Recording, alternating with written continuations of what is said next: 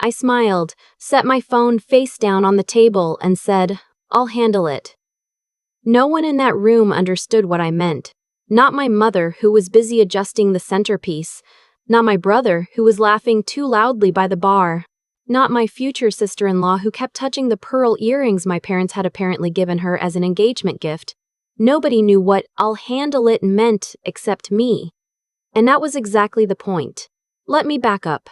My name is not important.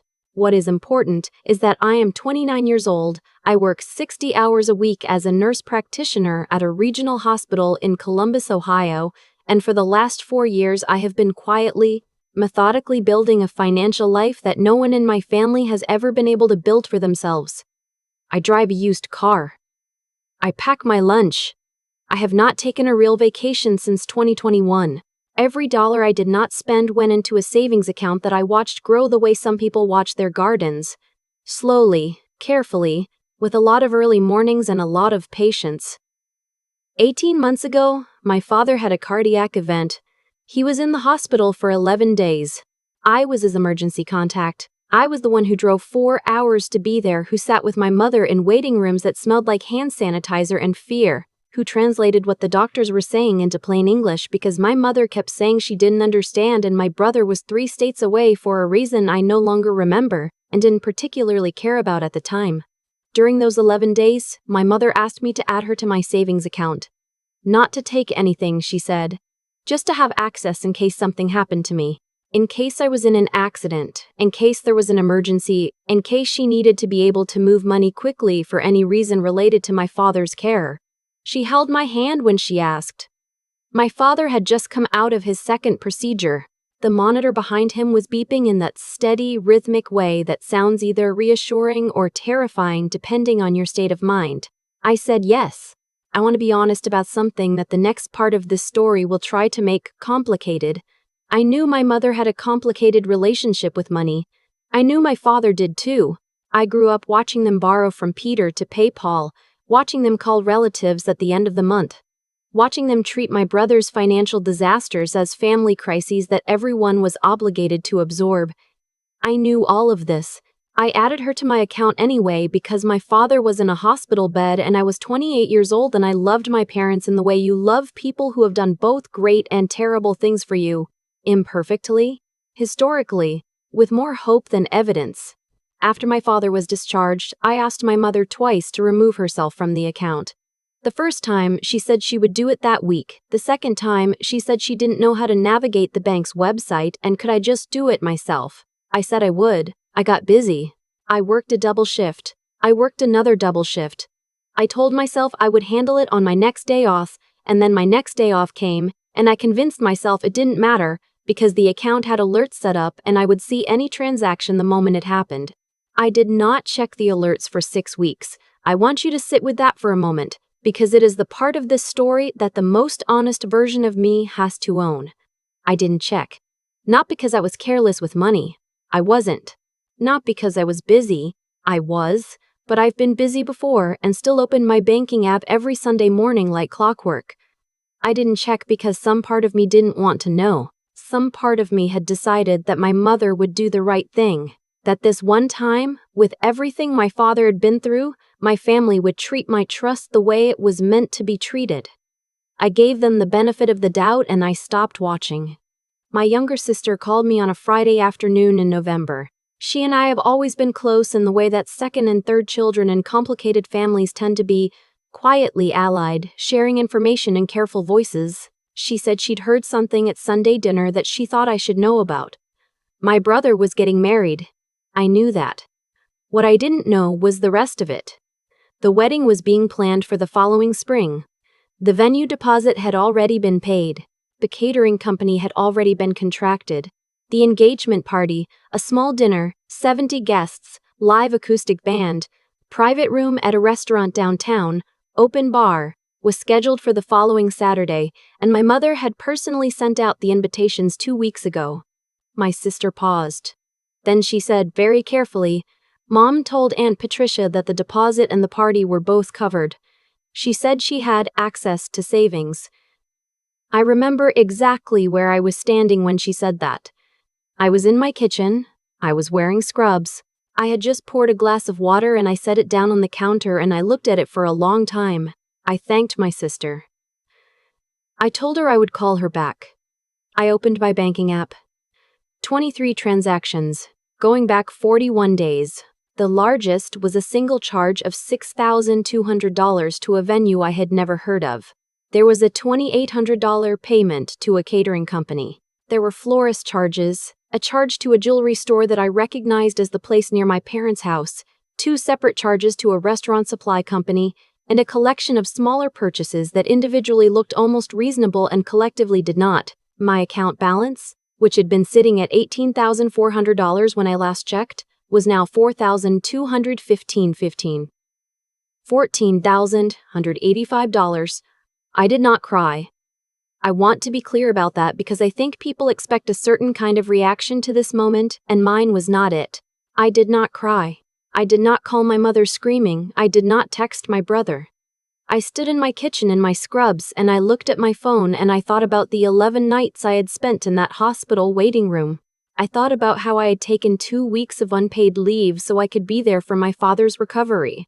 I thought about every time I had said no to myself so that I could say yes to the number in that account. I thought about, I'll handle it. And then I got very quiet and very calm in the way that people get quiet and calm when they have made a decision that they are not going to take back. I called my mother. She answered on the second ring, sounding cheerful in the particular way she sounds when she has done something she knows is wrong and has already rehearsed her justification for it. I told her I had seen the transactions. I told her I was counting 23 of them. I told her the total. There was a pause. Then she said that the family had needed to do something special for my brother. She said his engagement was a once-in-a-lifetime event. She said that my brother and his fiancée had already been through so much, a detail she did not elaborate on, and that the family wanted to show up for them. She said my father and she had discussed it, and they felt that since I was the most financially stable member of the family, it made sense for me to contribute more than the others. She used the word contribute. She said they had intended to tell me. She said the timing had just been difficult. I said, who else knows? She said my father knew, my brother knew, my future sister-in-law knew, my Aunt Patricia knew because she had helped with the invitations. I said, did anyone think to ask me? She said, we knew you would say no. I stayed on the phone for another 4 minutes. I asked her specific questions. I let her talk. I did not raise my voice. I said, I understand, in the places where that phrase was expected, and I said nothing else. Before I hung up, my mother said she hoped I would still come to the engagement party. She said it would mean a lot to everyone. She said it would be a chance for me to celebrate my brother and move past any misunderstanding. I said, I'll think about it. I thought about it. I went to the party. I drove downtown on Saturday evening in the dress I had bought on sale 2 years ago and had not yet worn. The restaurant was one I had passed 100 times without going in. There was a sign at the host stand with my brother's name and his fiancée's name on it, and a small arrow pointing toward the private dining room. I followed the arrow. The room was full. Round tables, white linens, small floral arrangements that I recognized from the florist charge on my statement. A live guitarist in the corner playing something soft and acoustic. My brother and his fiancée standing near the far wall, both of them glowing in a specific way that people glow when they believe everything is going perfectly. My mother saw me first. She crossed the room and hugged me and said I looked wonderful. My father hugged me too. He looked healthier than the last time I had seen him, which I noticed and felt the complicated thing I always feel about that, relief and something else underneath it that I don't have a clean word for. My brother hugged me and said he was so glad I came. His fiancée hugged me and thanked me for being there, and I smiled and said it was so good to see everyone. I found my seat. I found my sister at the same table and she looked at me with the particular expression she uses when she is asking a question without words. I shook my head slightly. Not yet. There were toasts. There were speeches. My father gave a speech that made most of the room cry, which is something my father has always been able to do. And I sat and listened and looked at the floral arrangements and did the math again in my head, the way I had been doing it all week. The guitarist played through the dinner. The food was excellent. I can say that honestly, the catering company my mother had charged $2,800 to knew what they were doing. At some point during the dessert course, my brother's fiancé leaned across the table toward me and said, "Your parents have been so generous. This whole thing, the venue deposit, tonight, the earrings, it's honestly more than we expected." She said it with genuine warmth. She had no idea. I looked at her and I said, "Family should show up for each other." And I meant it in more directions than she knew. My mother caught my eye from across the room and smiled. It was the smile of someone who believes the situation has been absorbed and processed and forgiven. It was the smile of someone who has done this before and watched it work before and expects it to work again. I smiled back. I said goodnight to my brother. I said goodnight to his fiancée. I hugged my parents, and I told my father to keep taking his medication, and I told my mother I would call her that week. My sister walked out with me. In the parking lot, under the lights, she looked at me and said, "What are you going to do?" I said, "I'll handle it." She nodded once. She knew me well enough not to ask anything else. I drove home. I changed out of my dress. I made tea. I sat down at my kitchen table with my laptop and my phone, and I spent the next 2 hours doing something I should have done 18 months ago, and something I should have done 6 weeks ago, and something I was going to do completely and permanently tonight. The first thing I did was call the bank's fraud line. I had looked up the number before the party. I explained that I had a joint account holder who had made 23 unauthorized transactions totaling $14,185 without my knowledge or consent. I had the dates. I had the amounts. I had the names of the vendors. The representative walked me through the dispute process. Several of the transactions were recent enough to be reversed. The venue deposit was more complex. That would require additional documentation and potentially a longer process. But the representative told me exactly what I needed and I wrote it all down. The second thing I did was remove my mother's access from the account entirely. I had, in fact, known how to do this myself for the entire 18 months. It took 4 minutes.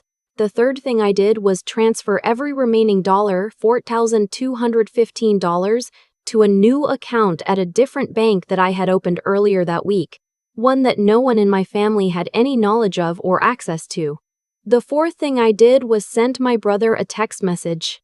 Not my mother, not my father, my brother. He was the one getting married. He was the one who had known. I wrote, "I know what was taken from my account to pay for tonight and for the venue deposit. I didn't authorize any of it. I've reported it to the bank and started the dispute process. I wanted you to hear it from me first.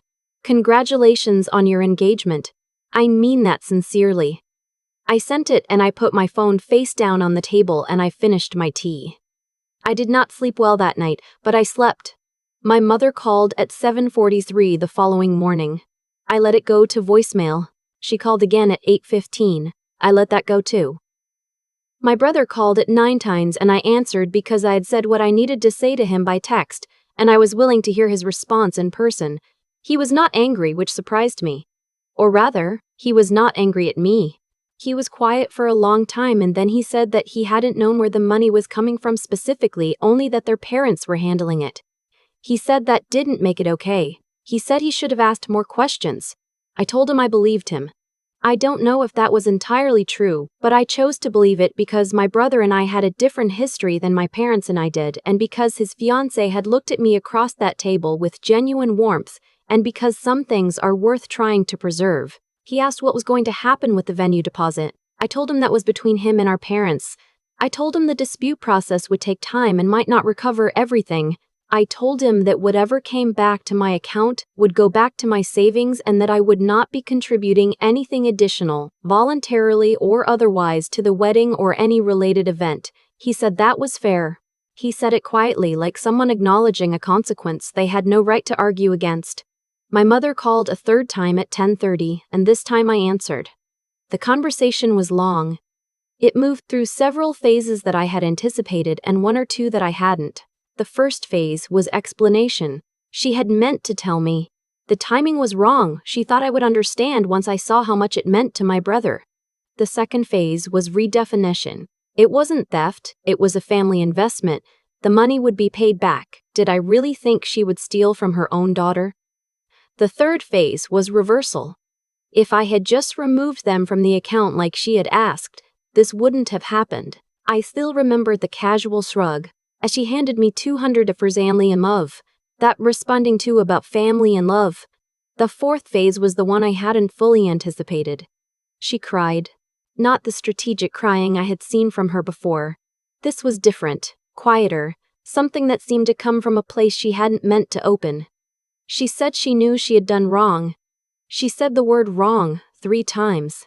She said she had looked at that account balance and convinced herself that because I had so much and they had so little, the gap between those 2 things was something she was entitled to close. She said she knew that wasn't how it worked. She said she was sorry. I sat with that for a long time. I told her that I heard her. I told her that sorry was a beginning, not an end. I told her that what she had done had cost me more than money. It had cost me the ability to trust her with access to any part of my life that she could reach, and that I was not sure when or whether that would come back. I told her that I loved her, and that I was genuinely glad my father was still alive, and that none of that changed what she had done or what I had done in response to it. She asked if I had really reported it to the bank. I said yes. She asked if I had really removed her from the account. I said yes. She was quiet. Then she said, "What are we supposed to do about the venue deposit?" I said, "I don't know, Mom. What were you going to do if you hadn't had access to my account?" She didn't answer. I told her I needed some time and that I would reach out when I was ready to talk again. I said goodbye. I hung up. I called my sister. She had been waiting. I told her everything and she listened the way she always listens, without interrupting, without performing shock, just present. When I finished, she said, "Are you okay?" And I thought about it honestly before I answered. I still remember the casual shrug. Was that something had shifted in me that was not entirely painful? I'd spent years making myself small around my family's financial chaos, absorbing the guilt of having more, performing generosity I sometimes felt and sometimes didn't. I had handed over access to something I had built with years of packed lunches and unpaid overtime and the very specific loneliness of being the responsible one, and I had done it from love and fear in proportions I hadn't fully examined until now.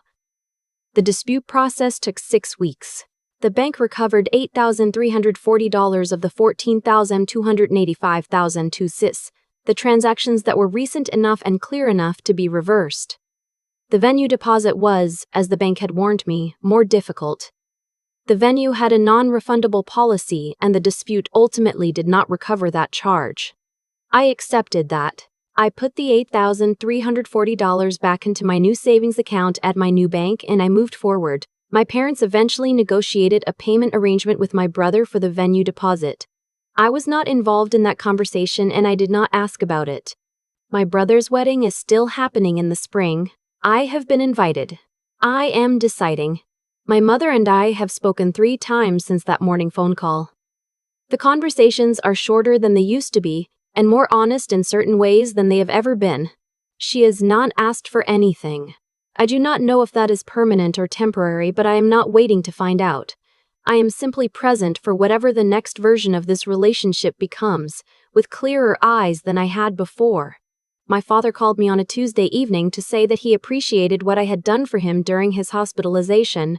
He said it out of nowhere, in the middle of a conversation about something else entirely. He said he knew the timing of everything that followed was connected to that, and that he was sorry his recovery had been used the way it had been used. He did not say more than that. I don't think he had more to give. I told him I was glad he was still here. I meant it without conditions, which is the clearest I have ever felt about anything to do with my father. My savings account is not back to where it was. It won't be for a while. I have set up account alerts that notify me within minutes of any transaction, and I have made a rule for myself that I will not give any person, family, friend, partner, anyone, access to any account that holds more than 1 month of my expenses. This is not a rule built from bitterness. It is a rule built from the understanding that love and financial boundaries are not opposites. You can love someone completely and still understand that trust, like an account balance, has to be built over time and cannot simply be assumed. The guitarist at the party that night played a song I almost recognized but couldn't place. I remember thinking it was beautiful and then looking around the room at the linens and the centerpieces and the pearl earrings and feeling the strange doubling of it. The beauty was real. The wrong was real. And both of them could exist in the same room without canceling each other out. That is something I am still working on understanding. What I understood completely. Driving home that night with my hands steady on the wheel was the thing I had said twice in 2 days without anyone knowing what I meant. I'll handle it. And I did.